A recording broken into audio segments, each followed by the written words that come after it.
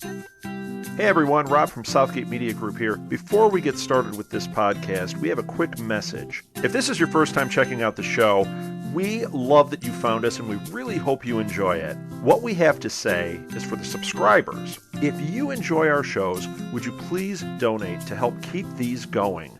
We don't want to have to put traditional ads on these shows, but this does cost money. So we really do rely heavily on donations. To make a donation to the show, please go to our website, www.southgatemediagroup.com. Go to the page for the show, and in the upper right-hand corner is a donate button. It takes you right to PayPal, and you can donate whatever amount you want. Thanks a lot for listening, everybody. And now, on with the show.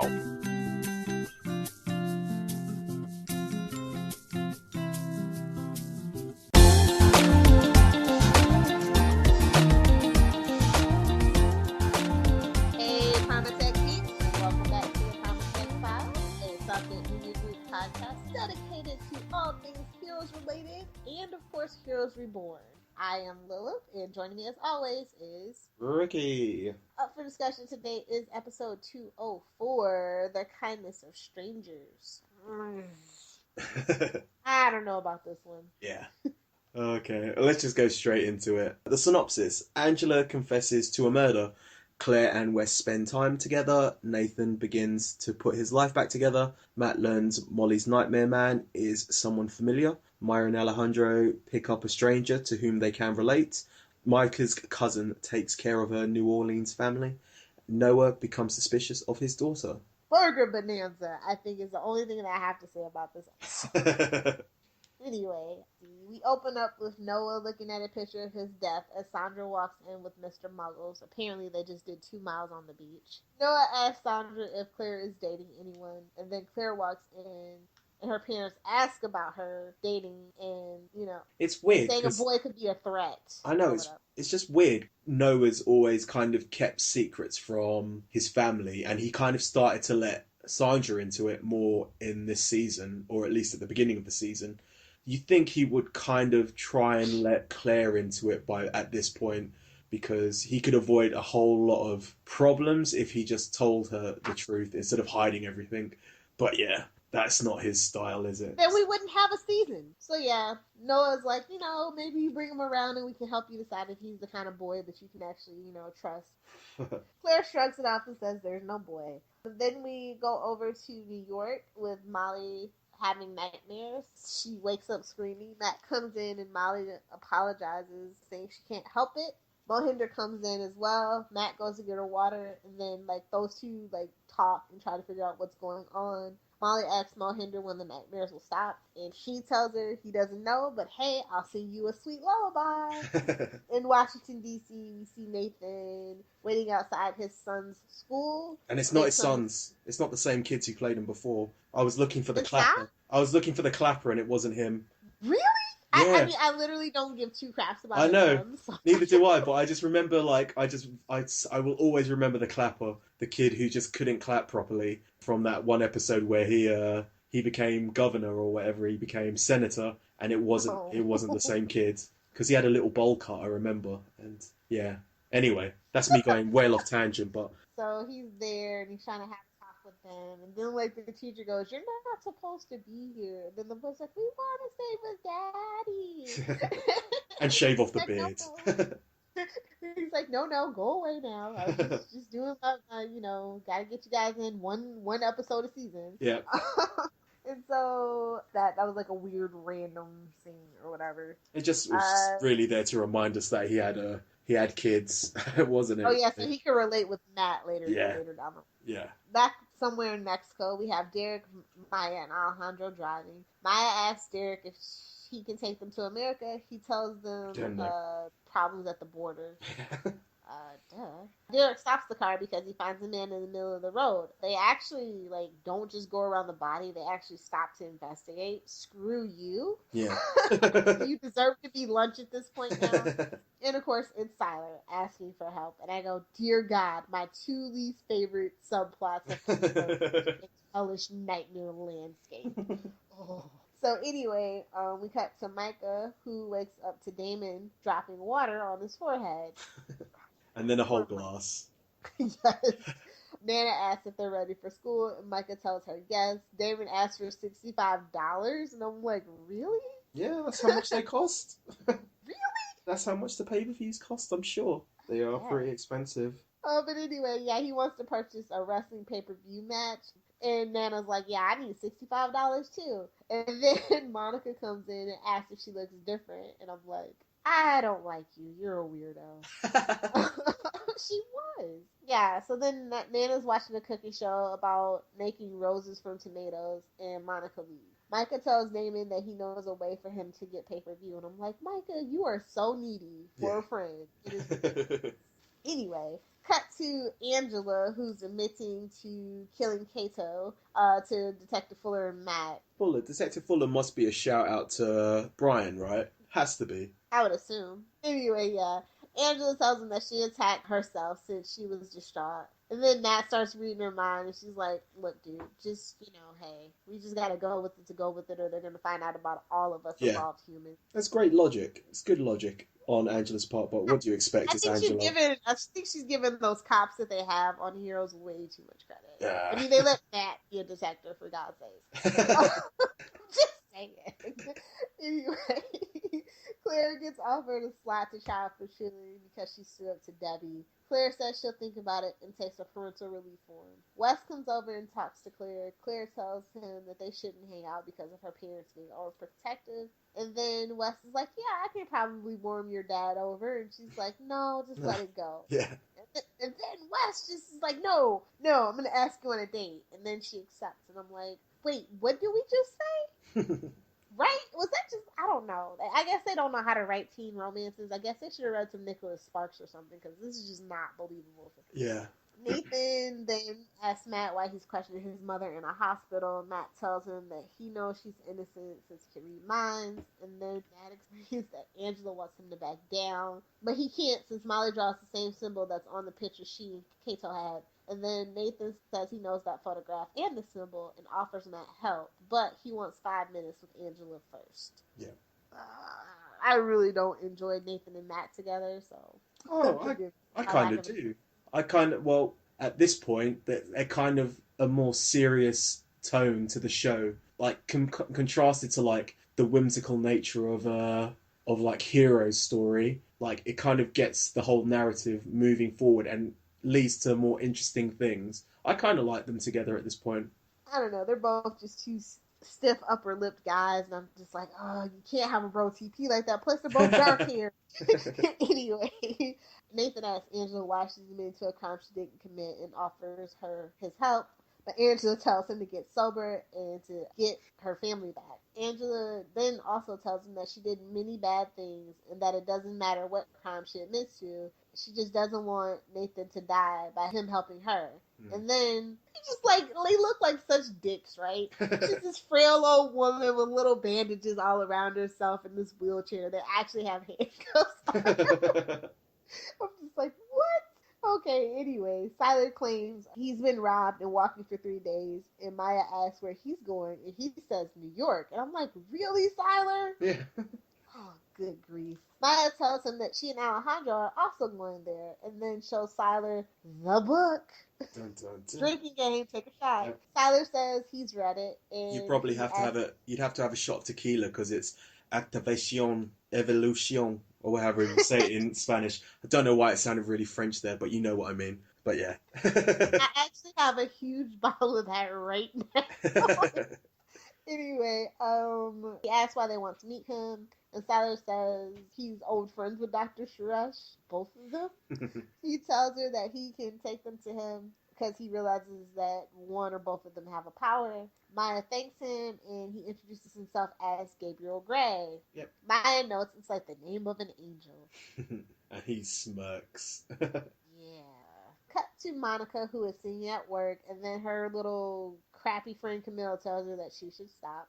The two talk about their futures and attitude. Monica tells her she took the management training program, the test for it, and then Camille tells her not to get her hopes up because it's 1 in 50, and then, this is when it hits me, Monica ponders about Hurricane Katrina's effects on her life, and she looks down. And the tomato Monica was cutting was in the shape of a rose. Camille's like, how did you learn how to do that? And she's like, I don't know. Anyway, after that, her manager calls her to the side. And this dude, like, all the black dudes this episode are, like, so familiar. Like, I can't, like, they're like those character actors. They're day players. It's the Chuck connection. He was from Chuck. He's like the boss in Chuck, isn't he? Is that where I know him from? Yeah, he's like Zach Levi's boss in Chuck. He's like the boss of the Buy More. Yeah, that's him. I instantly recognized him as soon as I saw him. I was like, oh, Chuck. I literally couldn't put my finger on it. Anyway, yeah. And he apologizes to her and lets her know that she's not getting the mid position. And that for her situation, like, she shouldn't even consider it because she would have to go anywhere in the state. Yeah. And you know, he's like, what's wrong with just being able to make a good burger? And that's quite insulting, right? Yeah, definitely. You kind of sympathize with her at this point because she obviously wants to do better for herself, but she's kind of trapped by her responsibility of having to, like, be the breadwinner of her family. So it's that kind of, like, you want to do better, but at the same time, you have to try and do what's best for your family. Is she the new Nikki? Yeah, I guess so, but she's a lot more sympathetic. I don't know, I think... She's taking care of Micah. Yeah, exactly. And I think she's being cast in, like, the properly, like, especially later on as it goes on, you see the comic book. But she's obviously being cast in the hero of New Orleans, kind of, you know, the kind of symbol that New Orleans kind of needs that they never really fulfilled. But, you know, it's it seemed like they had big plans for this girl, but obviously they never came to fruition as much as they wanted. So yeah. I don't know, like, all the chicks and stuff for Claire have really crappy. Yeah, I kind of I dug this power. I kind of liked it. It was cool, but, like, at the end of the day, I'd much rather be able to fly or, you know, have lightning bolts shoot out of my hand. Oh no, I'd like skills. I'd like a particular set of skills. I remember that was her power is basically what my character had in my post-by-post RPG. It was like a mixture of that and like a photographic memory, which I quite dug. So yeah, I actually have a little bit of that. But the older I get, the less it is. Anyway, then we cut to Sandra, who ponders dessert, and Clara tells her that she has to go to the library for a research project. And then Lyle's like, Lyle is just cock blocking so much. Like, out of nowhere, he becomes relevant? Yeah. Really? And then he even goes, how the hell do you think you're going to get there? Your car was stolen. And she's like, I'll walk. Oh my god. So Noah actually follows her. And then, like, Claire, like, you know it's going down because Claire lets her hair down. She starts fluffing herself up and she meets Wes. And then just as Noah, like, hits the block, he doesn't see Claire. And then, like, off in the right behind him, they're flying away. How does he, like, not think something's up at this point? Come on, man. You've known about people with powers for at least 30 years at this point. And you don't even look up? Yeah, exactly. But no one looks up according to West, remember? According to his comic book. I said, but I look up all the time because I don't trust these damn birds around here. Anyway, Nathan tries to find the photo he recognized. They get into this conversation about, you know, his wife being pregnant with somebody else's baby to gain Nathan's trust. Nathan finds the photo and points at different people. And he's like, but I don't know who this guy is or the lady. And then Matt's like, I know that guy. He's my father. I'm like, Matt gets the crap end of the stick every time, no matter what. But obviously, it's still a good twist. Like, you know, It is a good twist. It's the best twist of season 2. Yeah, his father's one of the founders. And obviously, we learn more as the episode goes on. And then we cut to Monica, who recollects the storm and tells Camille that she's special, but feels like God is punishing her because she was being selfish. Yeah, she gets really religious all the time. Like, she's always... Well, that's a little bit of a stereotype, too, which kind of grated the frack out of my nerves. Anyway. And also Camille in a time like that, though, a lot of people would turn to religion. Do you know what I mean? Yeah, that's true. Also, Camille's the new Texas Tina, isn't she? She is. Oh my god, those accents were so bad. I'm like, that is not a New Orleans accent. Oh my god. Sliler coached these people on accents or not? Anyway, we cut to Wes and Claire sitting on the Hollywood sign, and I'm just like, really? Yeah. I know. It's like the most cliche thing you could do. And Claire tells Wes about jumping off the oil rigs in Odessa, and then Wes is like, hey, you could jump, trust me. And then she actually does, and he catches her, and he's like, I don't ever want to see you hurt. Let's kiss over the LA lights. As cheesy as this scene is, it kind of does reiterate the fact that, I can see why she's lying for West. It's not only to protect him, but also to protect, it's always nice to have someone who knows what you're going through. And with her father telling her she can't have any friends or do anything that she wants to do, she kind of needs that because she's obviously a girl who needs to talk. And having someone to talk to through what she's going through is always going to be good for her, I guess. So, yeah. All her friends who aren't Zach suck every single season. They suck out loud. It annoys the hell out of me. No. And I was just like, can't we just have Zach? Can't we just mind wipe him and say that he's an adopted brother or something? Or just get rid of Lyle. Honestly. Lyle went off to live with someone. Yeah. He's like Nathan's kids, right? So irrelevant. You almost forget that he even exists. Anyway, we cut to Micah, who's working on a TV. He's trying to scramble or unscramble the signal for pay-per-view. I forget how that works. Micah, of course, uses his ability to obtain the signal, and then he and Damon start watching it, and then Monica walks in. And she's like, is that pay-per-view? Where'd you get that money for that pay-per-view? And then, Damon tells Monica that Micah rigged the cable, and she seems a little disappointed. Micah tells her he's just trying to help, but Monica tells him that he has to obey the rules. And then Micah hugs her for a while. Yeah. And then tells Monica that he wishes he could fix her dreams. And it was, kind of weird, right? He's hugging her, and his hand is on her, and he's a technopath. Yeah. Right? I don't know if they were, trying to imply something with that. Jump-starting her powers. I don't know. Right? It wasn't just me? No, because they put a close-up on that hand for a very long time. And, it did seem really weird and out of place, but yeah. Yeah. Then we see, Monica watching a wrestler perform the 619 wrestling spin move. Oh, come on, man. What are you talking about? You're going to get this right. It's Rey Mysterio performing the 619. I like wrestling as well. I literally haven't watched wrestling since The Rock retired the first time. So I'm a little out of touch. I'm sorry. So then we kind of see, they do this weird thing where they fade out through her eye into the next scene. And then it's Matt looking at a picture as Molly and Mohinder walk in. Yeah. Matt asks Molly to find his father. And then he kind of gives a little background about how he left him when he was 13 with $150. And I'm like, how old were you when you were 13? What was it, 1961? Was that a lot of money? If not, that's a dick move. Anyway, Matt tells Molly that he stole a lot of money from a lot of people and he's in hiding. And then he shows her a picture of his father, and Molly backs away terrified and starts freaking out. And she tells Matt that that's the Nightmare Man. Yeah.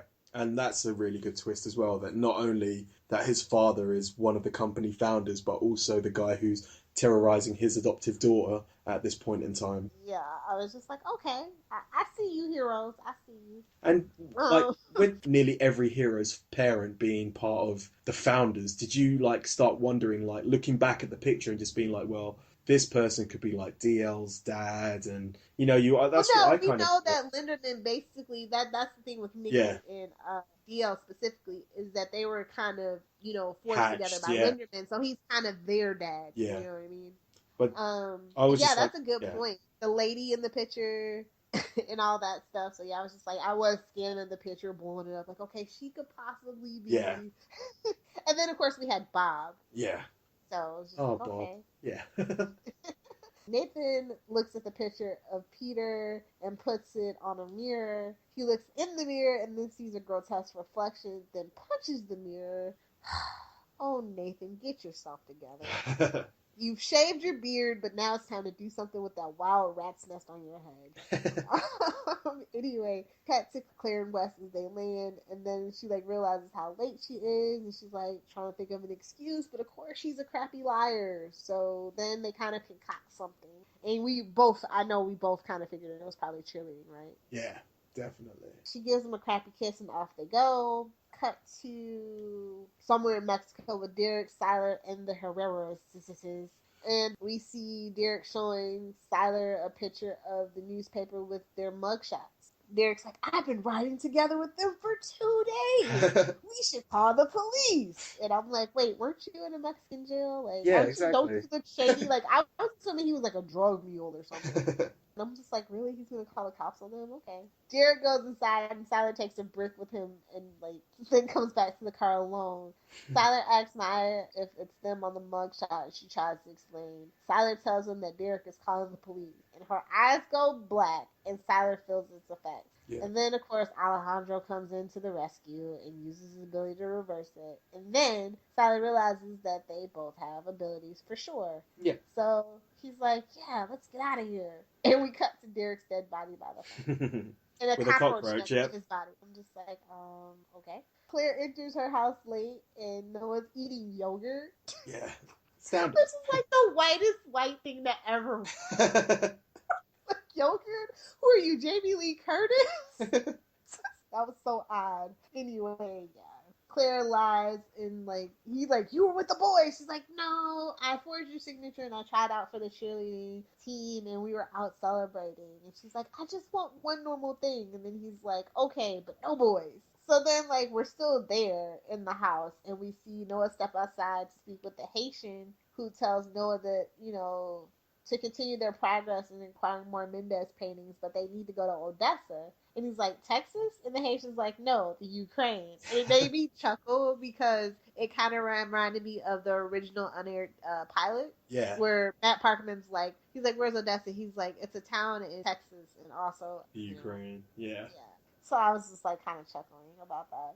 Mohinder comforts Molly while Matt, being the dick that he is in this particular instance, insists that Molly must find his father. And Mohinder accuses Matt of wanting to get back at Daddy. And then Matt's like, yeah, because, you know, all about daddy issues, don't you? And I'm like, see, Heroes is always all about daddy issues. I told you.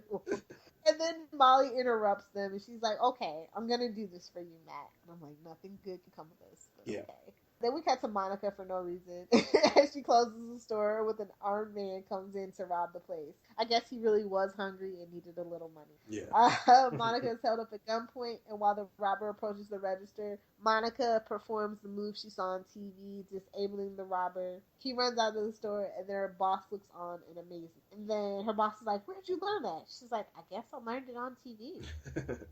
Molly then uses her ability and she sees Philadelphia.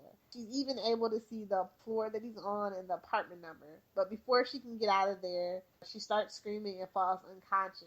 And then Matt can only hear her thoughts as she cries for his help. Yes. Mohinder should have just throttled him right there. So yeah, that's where we end this episode. Ah, fair enough. I will do quick trivia. This is the first episode in which Hero does not appear, and the second in which Masioka does not appear. Because Massey's character, Hero, was played by Garrett Masuda in Company Man in flashback scene, where Hero was a young boy. Also absent is Peter Petrelli and any of his progress in Cork Island, which isn't that bad a thing. The title could be a reference to A Streetcar Named Desire, set primarily in New Orleans. It refers to the famous line, I have always relied on the kindness of strangers, spoken by the character Blanche Dubois.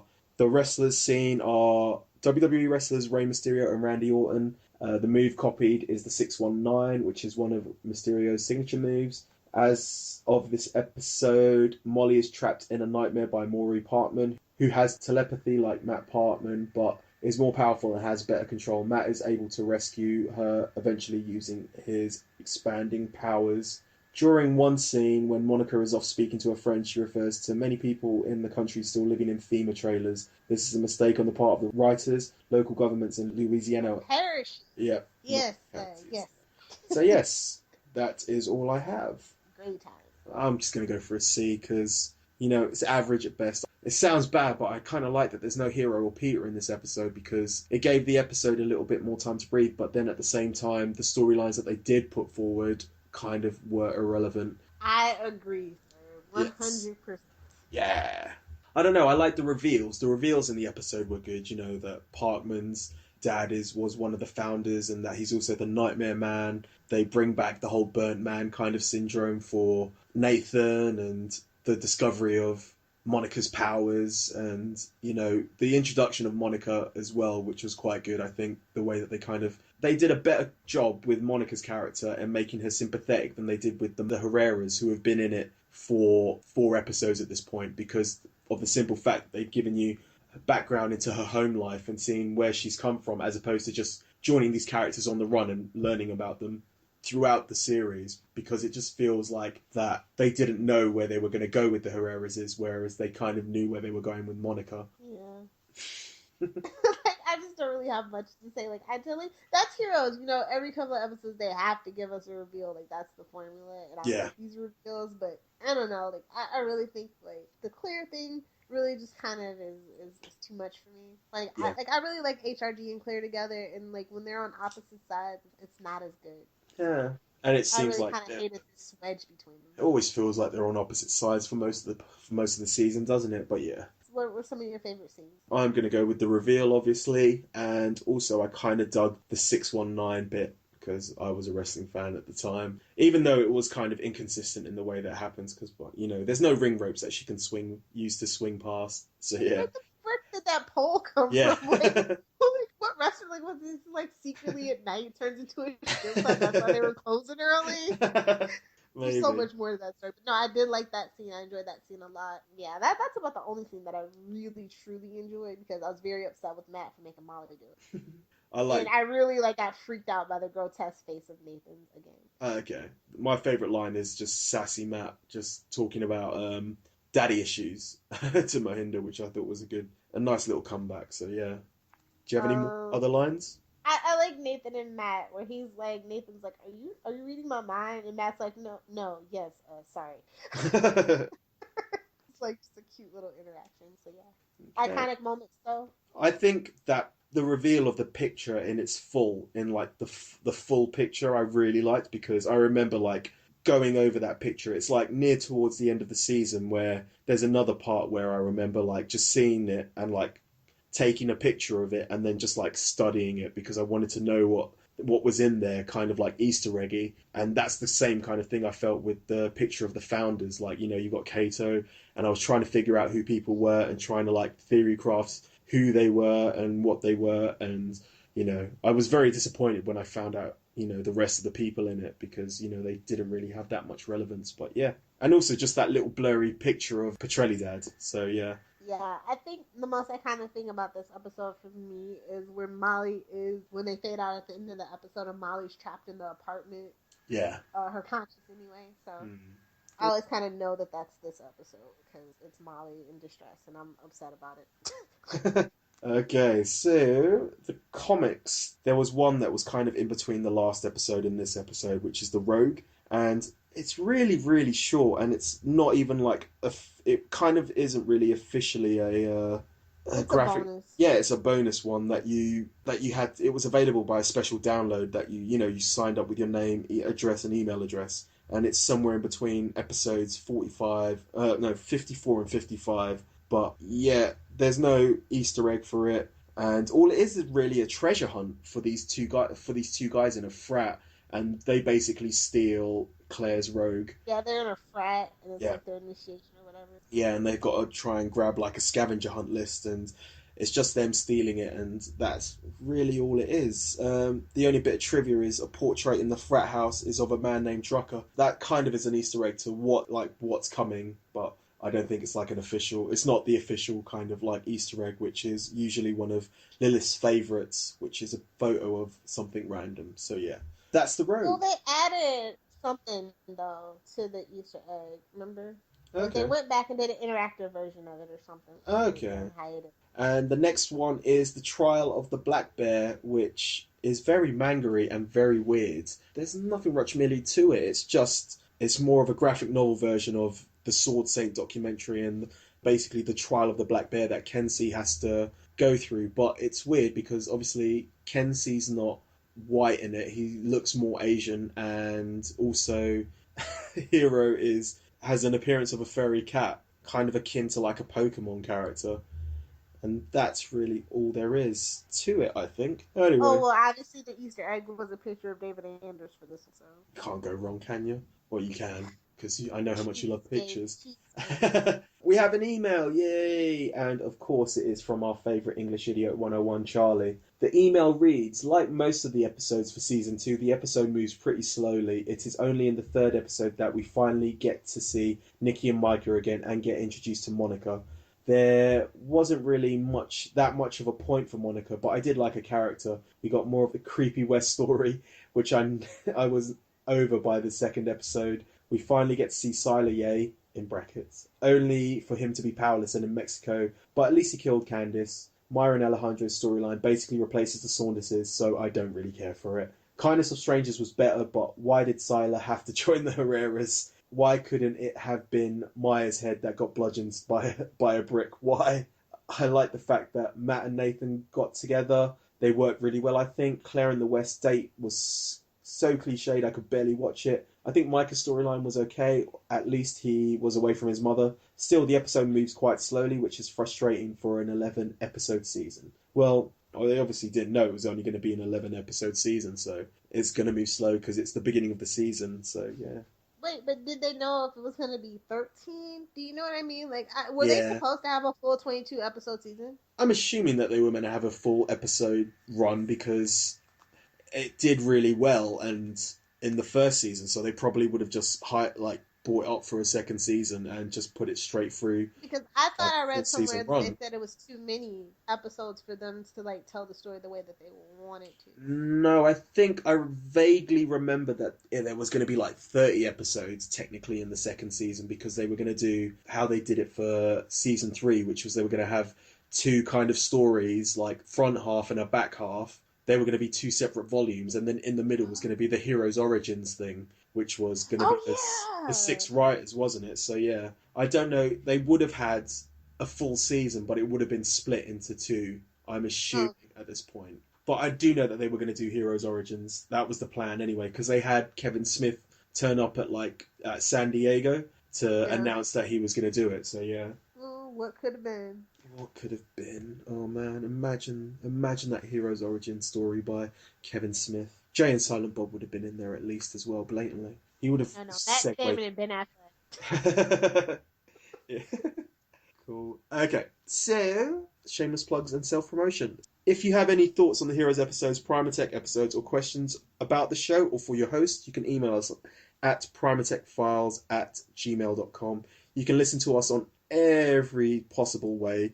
You can find us on Stitcher and iTunes. Just search the word Primatech Files, and remember on iTunes to download, subscribe, rate, and review so that more people can find us. You can bookmark our Libsyn at primatechfiles.libsyn.com or fave Southgate Media Group on SoundCloud. Speaking of Southgate Media Group, you can find them on iTunes for more TV and popular culture podcasts, or on their website southgatemediagroup.com to learn more about the host, keep up to date with the podcast, and read weekly blogs. You can find us on our Tumblr, primatechfiles.tumblr.com, or facebook.com/primatechfiles. We live tweet 2 episodes every Saturday. Just follow Primatech Files on Twitter to find out the episodes, and use the hashtag PrimatechFiles to join the conversation. We've just done episode 4, and the following people faved, retweeted, or tweeted along. There are Roland Mitch, English Idiot 101, The Real _Rebel, Colleen614, Cinzia667, Skylar Artis, Cara Ashley 2,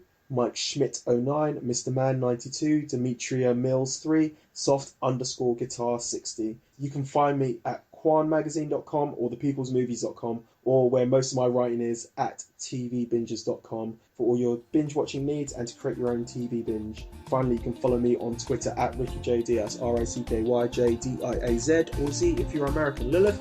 You guys can find me on Twitter, Little Hellfire. You guys can find me on Tumblr, it's littlehellfire.tumblr.com. And of course, please be sure to swing by my blog, littlehellfire.blogspot.com, which is dedicated to conversations with top play. That is the end of the podcast. So, Download the podcast, save the world.